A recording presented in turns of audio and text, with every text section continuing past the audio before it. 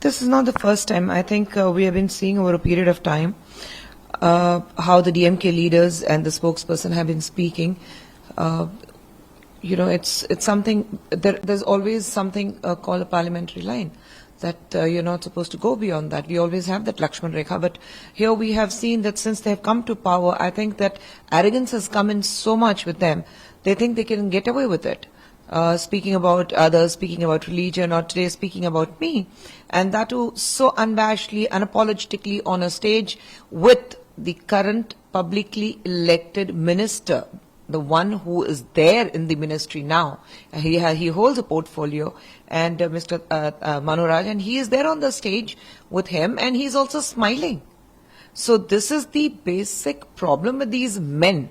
It just, I always say, it reflects their upbringing, and I'm not, they're not shaming me, they're also shaming the women of their family. They're also, showing that the kind of, the way they treat the women of their families. Because if this is the mindset what they have about other women, this is exactly the mindset they will have about their own women at home. So it just shows their upbringing, and they're shaming their mothers, because it's up to her that how she has brought up her children. So I think it's unacceptable, it's appalling, and I'm not ready to accept an apology which is very, chalta hai kind of a thing given by the man who has made those comments about me. Ma'am, what do you think of Yes, I really appreciate Kani. I have known Kani for a very, very long time, and we have kept in touch. So the minute I tagged Kani, I would have been surprised had she not responded. But here Kani, being Kani who she is, she immediately responded, because I have always seen Kani very forthcoming when it comes to women issues, women problem, their empowerment, their freedom of speech. And Kani, as usual, as always, has stood up and she has supported me. But that alone is not suffice, because this is not going to stop at that. I am waiting for my Chief Minister to speak up for me, to make sure that no other person makes these kind of comments. We all know that very recently, when there was a concluded general body meeting, CM himself said, I wake up with a fear in the morning because I don't know what is going to fall on my head today. And that this is what, these are the people who have been doing this. So I want my Chief Minister, whether I vote for you or not, whether you like me or not, you are my Chief Minister too. I am your responsibility too. If you're going to say that only people who have voted for me are my responsibility, then I don't know what to say. So I want, a woman of your state has been shamed by your party men. A man from your party in the presence of your minister has spoken about me in such an indecent, such misogynist, very, very low, sexiest comment.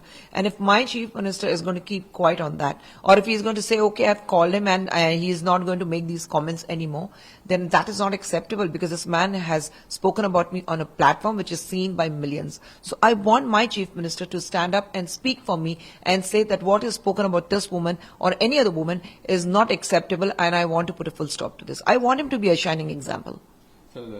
See, we appreciate that it has been handed over to NIA, but this could have been avoided, because the intelligence did have, a kind of a tip off that something like this is going to come up. And today, when you read the papers, it shows that this man was a very immature. He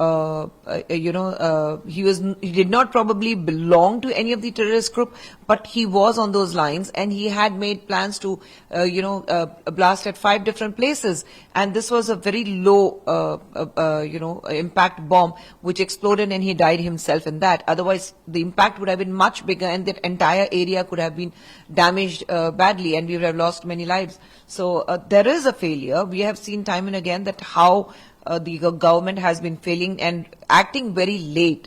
So, no point in you acting late after things are done. I want the government, Tamil Nadu state has always been a state we have been taken pride in saying that, things move fast in Tamil Nadu. And I really want my state to remain that state. What happened in Coimbatore, I definitely look as a failure on behalf of DMK. One national question, ma'am. Delhi appreciate it or? No, all of a sudden Mr. Kejriwal is talking about Lakshmi and Vinayagar. It just shows that the kind of fear that is set in with them. Now you want to, when BJP talks about it, when BJP talks about Hinduism, when BJP talks about temples, then you say that, we are trying to do a very religious politics. Okay? And here you have the Chief Minister of Delhi coming up and saying that you have to have Lakshmi and vinegar on every note. So, I mean, you don't trust Mahatma Gandhi anymore, a person who comes from Anna Hazare background. And this is how you have come. You have always opposed BJP. You have always accused BJP of doing a religion politics. Today, Mr. Kejriwal comes and says that there should be a Lakshmi and vinegar on notes. So, I mean, I have nothing to say. It's for the world to see it, and for the people to see that it's not us, it's them also. Who, turning into firm believers, and we are glad that they're turning into firm believers. But Lakshmi or, vinegar on a note, I don't know. I think none of us have complained with Mahatma Gandhi as a father of the nation on our oath. So I think that's fine, because nowhere in the world we see any currency carrying a note depicting religious sentiments. It is about the country. So I think what we have, we are not complaining with Mahatma Gandhi on the notes, and we are fine with father of the nation there.